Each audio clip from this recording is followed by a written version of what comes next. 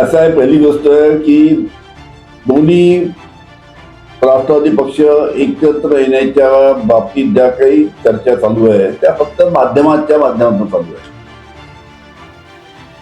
आमच्या पक्षामध्ये याच्या बाबतीत कुठेही कोणतीही चर्चा नाही. त्याच्यामुळे याच्या बाबतीत जास्त बोलण्यात काही अर्थ नाही.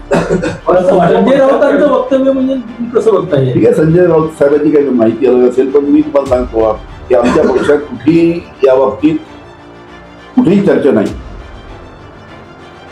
एकनाथ खडसे म्हणतात की मिटकरींच्या माध्यमातून मला अजितदादा गटात जाण्याचं ऑफर होतं. असू शकतं. कसं आहे की प्रत्येक गट आपली ताकद वाढली पाहिजे या दृष्टीनं प्रमुख नेते त्यांच्याकडे आले पाहिजे यासाठी प्रयत्न करतात. तर त्या मिटकरींनी होऊ शकते दिली असेल पण शेवटी एकनाथ खडसे हे आमच्या पक्षाचे ज्येष्ठ नेते आहेत आणि खंबीरपणे पवार साहेबांच्या मागे ते उभे आहेत. त्याच्यामुळे त्यांच्या पुढे जाण्याचा प्रश्नच नाही.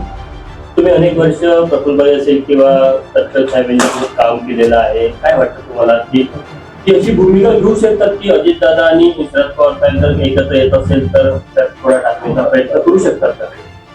आणि चर्चाच नाही तर खोटा टाकण्याचा काय प्रश्न आहे? चर्चाच नाही. चर्चा जर असेल कुणी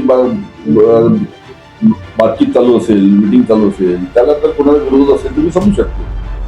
पण दोन्ही पक्ष एकत्र येण्याच्या बाबतीत कुठेही चर्चा नाही. या दोन्हीचा स्वभाव तरी असा आहे असं वाटतं का तुम्हाला? त्या प्रकारे संजय राऊतांनी दावा केला नाही, मला काही त्यामध्ये सत्यता वाटत नाही. संजय राऊतच्या वक्तव्यात सत्यता नाही असं मला वाटतं माझ्या माहितीनुसार. असं आहे की संजय राऊत साहेबांची काही अलग माहिती असेल म्हणून त्यांनी वक्तव्य केलं. पण मी तुम्हाला सांगतो खात्रीपूर्वक आमच्या पक्षात दोन्ही पक्ष एकत्र येण्याच्या बाबतीत कोणतीही चर्चा नाही. तुम्ही पवार साहेबांशी गेल्या दिवसाची भेट त्याविषयी चर्चा काही नाही, काही नाही. परवाच आमची भेट झाली. परवाच यशवंतराव चव्हाण प्रतिष्ठानला भेट झाली. जर तुम्ही अजूनही YouTube चॅनलला सबस्क्राईब केलं नसेल तर ते लगेच सबस्क्राईब करा.